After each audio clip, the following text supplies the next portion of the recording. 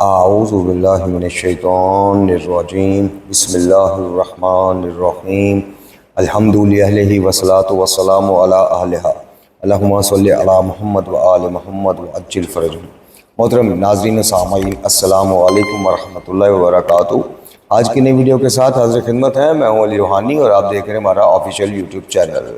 آغاز ویڈیو میں حسب سابق آپ سب سے اپنی صحت و سلامتی، اہل خانہ کی صحت و سلامتی سمیت اہل ایمان میں سے جو مریضان ہیں ان سب کی صحت و سلامتی کے لیے دعائے صحت و عافیت کی التماس، اپنے مرحومین، آپ کے مرحومین سمیت جنہوں کے جتنے بھی موحدین اور محبان قرآن و اہل بیت دنیا سے جا چکے ان کی مغفرت کے لیے دعائے مغفرت کی التماس۔ الحمدللہ پیغام القرآن سیریز کا 24واں درس لیے طالب علم سبق سنانے کے لیے آپ کی خدمت میں حاضر ہے۔ آج ہم سورہ مبارکہ البقرہ کی 102 نمبر آیت سے لے کر 106 نمبر آیت تک آپ کی خدمت میں سبق پیش کریں گے، اور ایک دفعہ پھر آپ سے التماس ہے کہ اگر آپ اس سیریز سمیت اس چینل پہ اس پلیٹ فارم سے نشر ہونے والی تبلیغات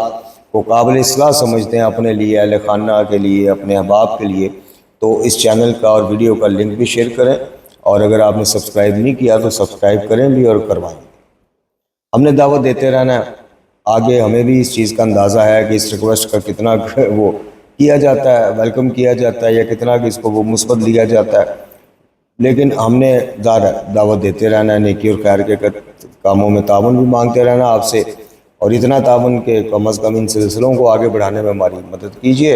اور یہ وہ مدد ہے جو ظاہری اسباب کے طور پہ ہے، جس کا حکم خود قرآن میں ہے، تعاون علی البر والتقویٰ۔ چونکہ کچھ غالی پھر ہماری ان باتوں پہ یا سبسکرائبر یا اس طرح وہ کہتے ہیں جی اب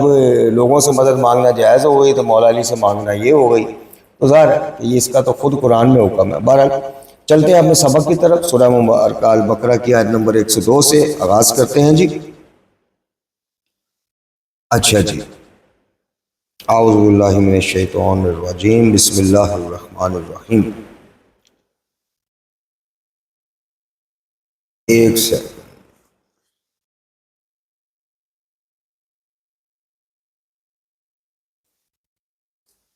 آیت نمبر 102 جی، ارشاد باری تعالیٰ ہے وَاتَّبَعُوا مَا تَتْلُو الشَّيَاطِینُ عَلَىٰ مُلْکِ سُلَیمَانَ وَمَا كَفَرَ سُلَیمَانُ وَلَٰکِنَّ الشَّیَاطِینَ كَفَرُوا يُعَلِّمُونَ النَّاسَ السِّحْرَ وَمَا أُنزِلَ عَلَى الْمَلَكَيْنِ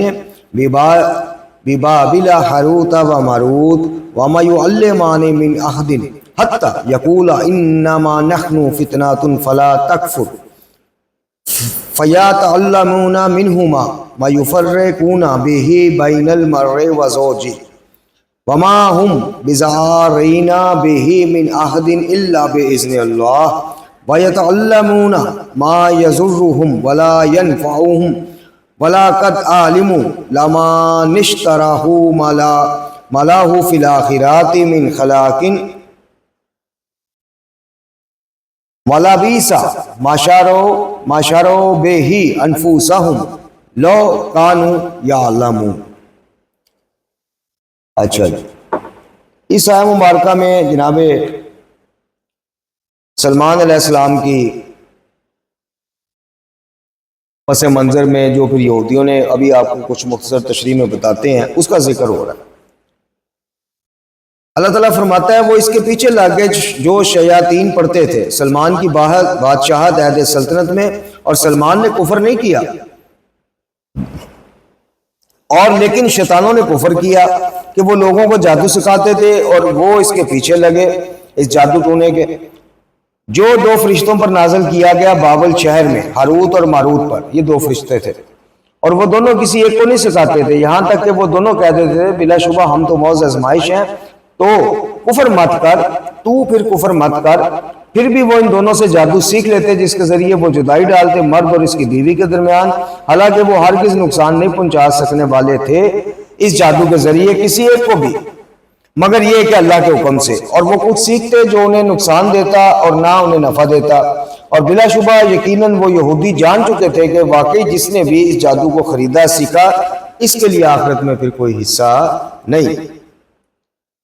اور یقیناً بری ہے وہ چیز جس کے بدلے انہوں نے بیچ ڈالا اپنی جانوں کو، کاش وہ جانتے ہوتے۔ اس آیت مبارکہ میں خدائے ذوالجلال والاکرام نے جب یہ اخلاقی اور جناب مادی اس کا شکار ہوئے، ان کی جہالتوں میں ایک جہالت کا مزید اضافہ ہوا کہ انہوں نے کتاب اللہ یعنی تورات کو، تعلیمات جناب موسیٰ علیہ السلام کو اور دیگر انبیاء کی تعلیمات کو پس پشت پھینکا، اور یہ شیاطین ان کے پاس آئے اور ان کو چکمہ دیا کہ جناب سلمان علیہ السلام نے جنوں پر، ہواؤں پر جو حکومت کی وہ چند منتروں کے علاوہ کچھ نہیں تھا، تو وہ ہم تمہیں بھی سکھا دیتے ہیں۔ شیاطین نے ان کو یہ ورگلایا کہ وہ ہم تمہیں بھی سکھا دیتے ہیں۔ یہ اب دڑا دڑ جناب ٹوٹ پڑے جادو ٹونے سیکھنے۔ اب اس معاملے میں اللہ رب العزت نے پہلے تو اس آیت مبارکہ کے آغاز میں یہ واضح کیا کہ چونکہ جادو کفر ہے، جادو کرنا ایک کفر ہے، تو جناب سلمان علیہ السلام ہرگز کفر نہیں کیا، بلکہ یہ کر رہے ہیں۔ جناب سلمان کو تو اللہ تعالیٰ نے معجزات کے طور پہ یہ سارا معاملہ عطا کیا، اور انبیاء کا خاصہ ہوتا ہے معجزات اور ان کے ہاتھوں اس کا اظہار اللہ کا کروانا، لیکن یہ کفر ہے جو یہ سیکھ رہے ہیں، تو اللہ تعالیٰ نے یہ واضح کیا۔ اب ان کو وہ کہتے ہیں نا کہ جیسا منہ ویسی چپیڑ، تو اللہ تعالیٰ نے دو فرشتے ہاروت اور ماروت جو بابل شہر میں، چونکہ یہ بالکل بابل شہر میں قیدی بن گئے تھے شیاطین کے جادو ٹونے سیکھنے کے چکر، اور کرتے کیا تھے، ایک دوسرے کی بیویوں پہ جادو ٹونا کروا دیا، آپس میں میاں بیوی کو لڑوا دیا، اس طرح کر لیا، وہ کر لیا، اس طرح کے معاملات میں یہ الجھ کے رہ گئے۔ اچھا، تو اللہ تعالیٰ نے ہاروت اور ماروت کے ذریعے انہوں نے کیا کرنا، انہوں نے ان کو جادو ٹونے کے سکھانے کے چکر میں ساتھ تنبیہ کرنی کہ یہ بڑا برا کام ہے، یہ کیا کر رہے ہو۔ انہوں نے کہنا نہیں جی آپ ہمیں سکھائیں۔ اب اللہ تعالیٰ نے آگے یہ بھی واضح کر دیا کہ کوئی نقصان تو کسی کو پہنچنے نہیں والا تھا۔ ہاروت اور ماروت نے تو ظاہر ہے کہ جس طرح یہ لگے ہوئے تھے، یہاں سے ایک تبلیغی وہ بھی تھوڑا سا ہمیں ملتا ہے کہ جب آپ جس قوم جس معاملے میں ڈوبی ہو، اگر آپ اسی طرح سے، یعنی جس طرح لوگ کچھ تنقید کرتے ہیں جی شوبز لوگوں کے پاس علماء جاتے ہیں جی تبلیغ کرتے ہیں فلانا کرتے ہیں، بھئی اس میں کوئی حرج والی بات نہیں ہے۔ تو خیر انہوں نے ان کو ساتھ کچھ دو چار الفاظ سکھا دینے فرشتوں نے، اور ساتھ ان کو متنبہ کرنا کہ یہ بہت برا کام ہے، مت کرو۔ تو اللہ تعالیٰ نے یہ بھی فرما دیا کہ یہ سیکھتے اس لیے تھے کہ میاں بیوی میں جدائی ڈال دیں اور یہ وہ، لیکن کر نہیں سکتے تھے جب تک اللہ نہ چاہتا۔ تو بہرحال فرشتوں نے تنبیہ کرنے ان کو جادو سکھانے، چونکہ ویسے اگر لوگوں کے ذہن میں یہ سوال آ سکتا ہے، یا معترضین جو لبرل دیسی لبرل ہیں وہ یہ کہہ سکتے ہیں کہ یار دیکھو جب انہوں نے فرشتوں نے جادو ہی سکھانا تھا تو تنبیہ کرنے کا فائدہ نہیں۔ اگر فرشتے واضح طور پہ جا کے کہتے ہیں، ایک رجحان ایک غلبہ تھا اس وقت، اور اللہ تعالیٰ زبردستی تو ہدایت دیتا نہیں ہے کہ زبردستی ان کا دماغ پھیر دیتا نہیں۔ اللہ تعالیٰ نے جب دیکھا کہ یہ اس میں ڈوب چکے ہیں اس جادو منتر اور اس معاملات میں، ان معاملات میں، تو ظاہر ہے کہ اگر فرشتے واضح جا کے وہاں پہ کہتے کہ جی ہم اس سے منع کرنے آئے، یہ تو کس نے انبیاء کی نہیں سنی انہوں نے، تو پھر انہوں نے اسی طریقے سے طریقہ تبلیغ جو ہے فرشتوں نے وہ بنایا اللہ کے حکم سے۔ تو بہرحال آگے ارشاد باری تعالیٰ ہے اگلی آیت میں، معذرت جی میں اینک نہیں لگائی اور تھوڑا سا جو ہے نا مسئلہ اچھا، وَلَوْ أَنَّهُمْ آمَنُوا وَاتَّقُوا لَمَثُوبَةٌ مِّنْ عِندِ اللَّهِ خَيْرٌ لَوْ كَانُوا يَعْلَمُونَ، اور اگر بے شک وہ ایمان لاتے، تقوی اختیار کرتے، یقیناً وہ ثواب جو اللہ کی طرف سے ہے ملتا وہ کہیں بہتر تھا اس سے جو وہ مطلب کر رہے ہیں یا سیکھ رہے ہیں، کاش وہ جانتے ہوتے۔ اللہ رب العزت فرماتا ہے کہ اگر تقوی اختیار کرتے، تقوی اختیار کر کے نیک اعمال کرتے، وہ ثواب جو اللہ کی طرف سے ہے اس کے حصول کی کوشش کرتے، تو اس سے تو بہت کچھ زیادہ ملتا۔ جادو ٹونا سیکھ کے کیا کر لو گے؟ اب پچھلی آیت سے ہمیں یہ بھی ایک معاملہ سامنے آیا کہ جادو ٹونے سے زیادہ جو حدیث میں بھی ذکر ملتا ہے کہ میاں بیوی میں جادو ٹونے کی وجہ سے تھوڑی سی بدگمانیاں یا فاصلہ پیدا کیا جا سکتا ہے یا کرنے کی کوشش کی جا سکتی ہے۔ اسی طرح کچھ حدیث میں آتا ہے کہ تھوڑے اعصاب کے اوپر یہ کرتا ہے۔ بہرحال جادو کے اوپر اس حد تک یقین رکھنا کہ کسی کی جان لے سکتا ہے جادو کروانا، اور فلانا ہماری جادو سے گیا اور رزق روک سکتا ہے، ان معاملات سے ہمیں پرہیز کرنا چاہیے۔ رزق، زندگی، موت، شفا یہ اللہ کے ہاتھ میں۔ ہاں یہ ہے کہ یہ ایک حقیقت ہے، سحر ہونا، جادو ہونا، یہ اس کی واقعیت میں اور اس کی حقیقت میں کوئی فرق نہیں، کوئی شک نہیں، لیکن یہ ہے کہ ان کے اثرات کہاں تک ہوتے ہیں کہاں تک نہیں۔ اب اسی پچھلی آیت میں آپ نے سن لیا کہ اللہ تعالیٰ نے فرما دیا کہ جادو ٹونا بھی کرواؤ کسی پہ، اللہ کے اذن کے بغیر تم کسی کا کچھ نہیں بگاڑ سکتے۔ اسی لیے اگر ساری دنیا مل کے کسی کا برا کرنا چاہے، اللہ نہ چاہے تو نہیں کر سکتے، ساری دنیا مل کے کسی کو فائدہ دینا چاہے، اللہ نہ چاہے تو نہیں دے سکتے۔ تو یہ پچھلی آیات سے ہمیں یہ بھی ملتا ہے۔ اور یہاں پہ اللہ تعالیٰ نے فرمایا کہ اگر تقوی بندے تو پتر بن جاتے، عام مطلب سمجھانے کے انداز میں اگر بتایا جائے خلاصہ، انسانوں کی طرح تقوی اختیار کرتے، ثواب وصول والے کام کرتے تو ان کے لیے اس سے بہت بہتر تھا۔ اچھا جی، پھر ارشاد رب العزت ہوتا ہے، یا ایھا الذین آمنوا لا تقولوا رأینا وقولوا انظرنا واسمعوا وللکافرین عذاب علیم۔ اے ایمان لانے والو، تم نبی کو رعاینا ہماری رعایت کیجئے مت کہا کرو، بلکہ انظرنا ہماری طرف دیکھیے کہا کرو، اور یہ بات توجہ سے سنو، اور کافروں کے لیے بے شک دردناک عذاب ہے۔ اب معاملہ یہ ہے کہ یہ تمسخر اڑانے کے لیے تفاسیر میں اس کا جو ہے کہ بہت زیادہ ذکر آپ کو مل جائے گا کہ یہ رعاینا کہ ہماری رعایت کیجئے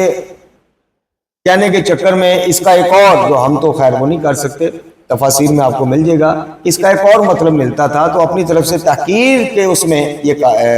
انہوں نے بنی اسرائیل نے، یہودیوں نے کہنا شروع کیا، تو اللہ تعالیٰ نے ایمان والوں کو متنبہ کیا کہ آپ انظرنا کہہ دیا کیجیے، ہماری طرف توجہ کیجیے۔ جناب رسول اللہ صلی اللہ علیہ وسلم خاتم الانبیاء کے حوالے سے کہا گیا کہ آپ ہماری طرف توجہ کیجئے، انظرنا کہ دیکھیے یا توجہ کیجئے، یہ مت کہا کریں کہ جناب رعاینا والی بات جو ہے۔ اب اس کا جو شان نزول ہے وہ یہ ہے کہ حضور سرور جہاں صلی اللہ علیہ وسلم جب مسائل و احکام بیان کرتے تھے تو بعض لوگ صحیح طرح سن یا سمجھ نہیں پاتے تھے، اس وقت آپ کی توجہ کو مبذول کرانے کے لیے رعاینا کہہ دیتے تھے، یعنی ہمارا خیال کیجئے، رعایت کیجئے، دوبارہ ارشاد فرما دیجئے۔ دوسری جانب ان مجالس میں یہ یہودی بھی گھسے ہوتے تھے، آیا کرتے تھے، اور ان کے ہاں یہ لفظ گالی کے طور پر استعمال ہوتا ہے۔ اہل یہود حضور کی شان میں گستاخی اور جسارت کے لیے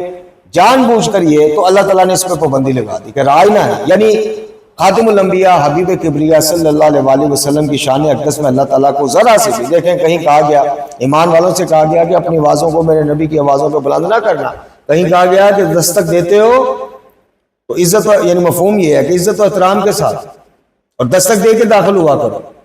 اور اونچی اونچی جس طرح ایک دوسرے کو مخاطب کرتے ہو مت کیا کرو۔ کہیں کہا رعاینا، جب دیکھا کہ یہودی تمسخر کے اس میں وہ کرتے ہیں، ایمان والوں کو بھی پابندی لگا۔ تو نبی اکرم صلی اللہ علیہ وسلم کی شان مبارک، آپ کی عصمت، آپ کی عظمت میں اللہ تعالیٰ کو کسی قسم کا کوئی سمجھوتا یا کسی قسم کی گستاخی معاذ اللہ وہ ناقابل قبول۔ اچھا جی، تو یہ اللہ تعالیٰ نے پھر منع کر دیا اور کہا کہ جناب انظرنا، کہا ہماری طرف توجہ کیجیے، حضور خاتم الانبیاء سید و سردار ہماری طرف دیکھیے۔ اچھا جی، اس سے آگے پھر ارشاد قدرت، ارشاد باری تعالیٰ ہے، مَا يَوَدُّ الَّذِينَ كَفَرُوا مِنْ أَهْلِ الْكِتَابِ وَلَلْمُشْرِكِينَ أَن يُنَزَّلَ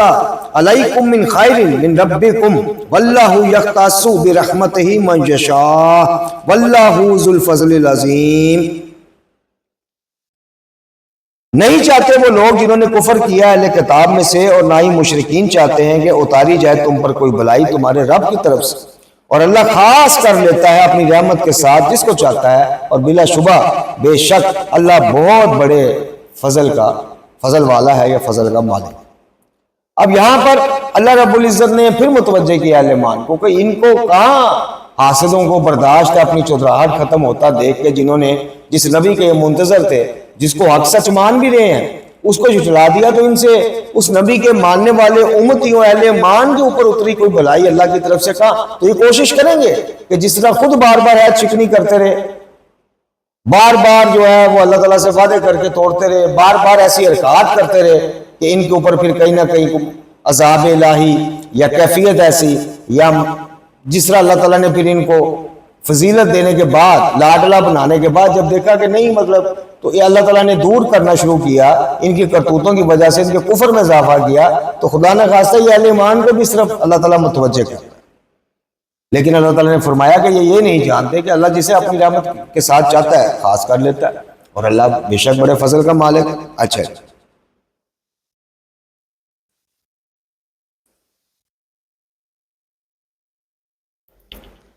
اس کے بعد اگلی آیہ مبارکہ میں ارشاد رب العزت ہے کہ ما ننسخ من آیات او ننسہا ناتی بخیر منہا او مثلہا. اچھا علم تعلم ان اللہ علی کل شیء قدیر. اس آیت مبارکہ میں اللہ رب العزت نے فرمایا کہ جو بھی کوئی آیت ہم منسوخ کر دیتے ہیں یا اسے ہم بھلا دیتے ہیں تو ہم لے آتے ہیں اس کی جگہ اس سے بہتر یا اس جیسی. کیا آپ کو معلوم نہیں کہ بے شک اللہ رب العزت ہر چیز پر خوب قدرت رکھنے والا ہے. اب اس میں مختلف مفسرین کی مختلف آراء ہیں اور اس میں مسالہ کا بھی تھوڑا سا وہ آ جاتا ہے. بہرحال مختصراً آسان اور سادہ عام فہم انداز میں اگر بتایا جائے آپ کو تو جناب علی اس میں نسخ کا مطلب ضائع کرنا یا زائل کر دینا، تبدیل کر دینا، ریپلیس کر دینا، ایک چیز کی جگہ دوسری چیز لے آنا. اس لیے سورہ حج میں بھی یہ لفظ استعمال ہوا کہ جس میں کہا گیا کہ فَيَنْسَخُ اللَّهُ مَا يُلْقِي شَیطان، خداوند عالم شیطانی وسوسوں کو زائل کر دیتا ہے. اور سورہ جاسیہ میں بھی کہا کہ ہم تمہارے یعنی اِنَّا كُنَّا نَسْتَنْسِخُ مَا كُنْتُمْ تَعْمَلُونَ، ہم تمہارے اعمال کو کتاب میں درج کرتے ہیں. تو درج کر دینا، ریپلیس کر دینا، زائل کر دینا، یہ اس کے 3-4 جو ہے وہ مفہوم بنتے ہیں. اچھا جی، خداوند عالم کے ہر حکم کے پیچھے کوئی نہ کوئی مصلحت اور فائدہ کار فرما ہوتا ہے. نسخ میں حکم بحال ہے مگر مصلحت میں تبدیلی آئی ہے. چونکہ اجتماعی اور سیاسی امور اور احکام سے متعلق بشر کا علم ناقص ہوتا ہے اور رب ذوالجلال والاکرام عالم مطلق ہے، وہ بندوں کی صلاحیتوں اور مصلحتوں سے بخوبی واقف ہے. اس لیے وہ ان کے مزاج کے مطابق احوال میں تبدیلی کر دیتا ہے. یعنی مصلحت میں تبدیلی آ جاتی ہے، حکم میں نہیں. حکم امپلیمنٹیشن کا انداز یا معاملہ یا طریقہ کار تھوڑا سا اللہ تعالیٰ مصلحت تھوڑی سی وہ کر دیتا ہے. تو اس آیت مبارکہ میں اللہ تعالیٰ نے فرمایا کہ یا اس کو بھلا دیتے ہیں یا اس کی جگہ کو بہتر وہ لے آتے ہیں. اللہ تعالیٰ قادر مطلق ہے، جو چاہے کرے، جیسا چاہے کرے، نہ وہ کسی کا پابند ہے نہ کسی کو جواب دے ہے، سب اس کو جواب دیں. اب نسخ اور احکام میں تبدیلی کی مثالیں جو ہیں آسمانی کتابوں میں، دیگر آسمانی کتابوں میں بھی ملتی ہیں. چنانچہ توریت سفر تکوین باب 22 میں ہے کہ جناب ابراہیم علیہ السلام کے لیے اپنے فرزند جناب اسماعیل کے ذبح کا حکم منسوخ ہو گیا. یہودیوں کا اعتراض تھا کہ جناب محمد مصطفیٰ خاتم الانبیاء صلی اللہ علیہ وسلم اللہ کے نبی ہیں تو پھر انہیں اپنی بات پر قائم رہنا چاہیے. وہ کبھی اپنے صاحب کو کچھ اور پھر کچھ عرصے بعد دوسرا حکم دیتے ہیں. جیسے برادران کے ہاں بھی مصادر میں اور ہمارے ہاں بھی کچھ روایات ایسے ملتی ہیں کہ کچھ معاملہ جیسے قبرستان کی آپ مثال لے لیں کہ پہلے منع تھا، پھر زیارت قبور کا وہ ہو گیا، پھر اسی طرح خواتین کے معاملے میں کچھ تھوڑی متضاد روایت لیکن ہیں. تو اسی طرح یہ کہتے تھے کہ لو جی پہلے کچھ کہہ دیا ہی نہیں تو مسکر جڑانا. اس بدبخت قوم نے تو جناب موسیٰ علیہ السلام کو معاف نہیں کیا، انبیاء کو نہ قتل کیا. تو خیر جو حسد کی آگ ان کے دل میں تھی کہ بنی اسرائیل کی چتراہٹ ختم ہو جائے گی اگر ہم نے ان کو سچا اور آخری نبی تسلیم کر لیا، تو یہ اس طرح کی باتیں کرتے رہتے تھے. ان کے بقول یہ بات اس امر کو ظاہر کر رہی ہے کہ نعوذ باللہ من ذالک قرآن اللہ کا کلام نہیں بلکہ رسول خدا صلی اللہ علیہ وسلم کا اپنی باتوں کا کلام کا مجموعہ ہے، کیونکہ اس میں بقول ان کے کچھ تضادات موجود ہیں. خدا تعالیٰ نے سایہ مجیدہ میں کو نازل فرما کر اس بے بنیاد خیال و اعتراض کا جواب دیا. اس بارے میں قرآن کریم میں ایک اور مقام پر ارشاد رب العزت ہے سورہ مبارکہ نحل میں کہ جس کا مفہوم اور ترجمہ یہ ہے کہ ہم جب ایک آیت کی جگہ دوسری آیت نازل کرتے ہیں یا ایک آیت کو دوسری آیت سے تبدیل کرتے ہیں تو اگرچہ خدا خوب جانتا ہے کہ وہ کیا نازل کر رہا ہے، لیکن یہ لوگ یہی کہتے ہیں کہ آپ نے اسے خود گھڑ لیا ہے، حالانکہ ان کی اکثریت کچھ نہیں جانتی. تو یہ اللہ تعالیٰ نے اس کو بھی آن کیا کہ میں رب تعالیٰ ہوں، میرا حکم وہی رہتا، مقصد میں چینج کر دوں، بلا دوں، ایک کی جگہ دوسری، مجھے کون پوچھنے والا. اور پھر دیگر آسمانی کتب میں اس کی مثال ان کے سامنے تھی، لیکن جان بوجھ کر پنچ کرنے کے لیے، ٹاؤنٹ کرنے کے لیے اہل ایمان کو ورغلانے کے لیے، گمراہ کرنے کے لیے ان بدبختوں نے یہ بھی وہ نہ چھوڑا. اور یہاں بھی جناب یہ انہوں نے وہ نکال لیا کہ نہیں جی یہ اللہ کا کلام ہوتا تو اس میں تضادات تھوڑی ہوتے، اس میں تبدیلی، تغیر اور تبدیلی. حالانکہ یہ بے وقوف یہ بول گئے کوئی حکم چینج نہیں ہوتا، مسئلہ چینج ہو جاتی ہے. یعنی کوئی چیز ختم نہیں ہوتی. وقتی طور پہ سمجھانے کے لیے بتا رہا ہوں مفہوم اپنے جیسے طالب علموں کو کہ کوئی چیز معطل نہیں ہوتی، ختم نہیں ہوتی. وقتی طور پہ ساخت ہو جائے, وقتی طور پہ تھوڑا سا. اب میں آپ کو ایک اور مثال دیتا ہوں. اب جس طرح یہاں پہ پنجاب میں ہوا کہ جی 8 بجے دکانیں بند کر دیں, عید سے 2 دن پہلے ہوا کہ جی حکم عید تک جو ہے اس میں سے چھوٹ ہے, حکم وہی رہے گا لیکن جیسے عید گزرے گی دوبارہ نافذ العمل ہو جائے گا, 2 دن کی چھوٹ ہے. تو اسی طرح کوئی احکام ایسے ہوتے ہیں کہ جو وقتی طور پہ ان میں تھوڑی تبدیلی آ جاتی ہے, اصل حکم وہی رہتا ہے لیکن معاملہ دیکھتے ہوئے, مصلحت دیکھتے ہوئے تھوڑا سا اس کو وہ کر دیا جاتا ہے. تو محترم ناظرین و سامعین, یہ ہم نے جو ہے کہ 106 نمبر آیت تک سبق آپ کی خدمت میں پیش کیا. ان آیات کا مفہوم پہلے وہ جادو ٹونے منتر یہودی جس طرف لگ گئے, بابل شہر میں قیدی بن کے رہ گئے اپنے ان شیاطین کے, کہ جنہوں نے کہا کہ جناب ملک سلیمان تو چند منتروں کے وہ سارا معاملہ تھا, آؤ اسی تانوں بھی سکھائیے. یہ ادھر لگ انہوں نے ساری چیزیں احکامات, جادو کفر ہے, منتر وغیرہ ایک دوسرے یہ سب کفر ہیں, جانتے بوجھتے ہوئے انہوں نے جناب معاملے کو ادھر شروع کر دیے. پھر ہاروت اور ماروت نامی فرشتے آئے, انہوں نے جادو سکھانے کے بہانے ان میں تبلیغ شروع کی. چونکہ اگر وہ واضح پہلے بھی عرض کیا واضح طور پہ جادو کی ممانت کے لیے آتے تو ان میں سے کوئی بھی ان کے نیڑے نہ لگتا, بات ہی نہ سنتا, اور اللہ زبردستی تو سنواتا نہیں. اللہ تعالیٰ تو راستے لگ لگ بتا دیتا ہے, حق تبلیغ انبیاء ادا کر دیتے ہیں جی. اس کے بعد جس کی چاہے مرضی ہے گمراہی اور ضلالت خریدے, جس کی مرضی ہے وہ صراط مستقیم پہ چلے. تو ان فرشتوں نے آ کے ایک طریقے کے ساتھ ان میں تبلیغ شروع کی, لیکن ان پہ اثر نہ ہوا. کچھ پہ, کچھ کے علاوہ باقیوں پہ اکثریت کا اثر نہ ہوا. پھر اللہ تعالیٰ نے آئینہ کا بتایا, منع کر دیا, مسلمانوں کو بین کر دیا کہ لفظ نہیں بولنا, انظر نہ بولنا. چونکہ یہودی بدبخت جو ہیں, یہ بنی اسرائیل والے جو بدبخت تھے, یہ اس کو تحقیر کے لیے استعمال کرتے تھے. تو اس طرح کر کے اللہ تعالیٰ نے بین کر دیا. پھر اللہ رب العزت نے یہ یہودی جو ایک اور پروپوگنڈا کرتے پھر رہے تھے, معاملے کو پروپوگیٹ کر رہے تھے کہ نہیں جی یہ اللہ کا کلام ہوتا تو یہ ایک ہی جگہ دوسرا آیت یا ایک احکام کی جگہ اس کا رد کیا اور اس کو آن کیا کہ میں جو چاہوں کروں, میں ایک حکم کو دوسرے سے بدل دوں, میں بھلا دوں, میں بے نیاز ہوں, میرے سب جواب دیں ہیں, محتاج ہیں, میں نہ کسی کو جواب دے ہوں نہ کسی کا پابند ہوں. تو ان آیات میں اللہ تعالیٰ نے جو ہمیں سیکھنے کی باتیں, سب سے پہلے یہ کہ خاتم الانبیاء سرکار دو عالم صلی اللہ علیہ وآلہ وسلم کا ادب, اللہ کی توحید کے بعد احکام, اور اس کے بعد یعنی وہی بات بعد از خدائے بزرگ تو ہی قصہ مختصر. آپ کی شان میں, آپ سرکار کی شان میں اللہ رب العزت کو کوئی لفظ بھی ایسا برداشت نہیں, بارے میں نہیں کہ جس سے کوئی بے ادبی کا پہلو نکلتا ہو. تو ہمیں مخاطب کرتے ہوئے اور اسی طرح سرکار محمد مصطفیٰ صلی اللہ علیہ وآلہ وسلم کی اہل بیت آل محمد علیہ السلام کے حوالے سے بات کرتے ہوئے بھی, چونکہ نسبت بھی رسول اللہ صلی اللہ علیہ وآلہ وسلم سے ہے. اور پھر یہاں ایک اور بات کروں گا, اب وہ بات شاید میرے وہابی ایجنٹ ہونے پہ مور لگا دے, وہ یہ ہے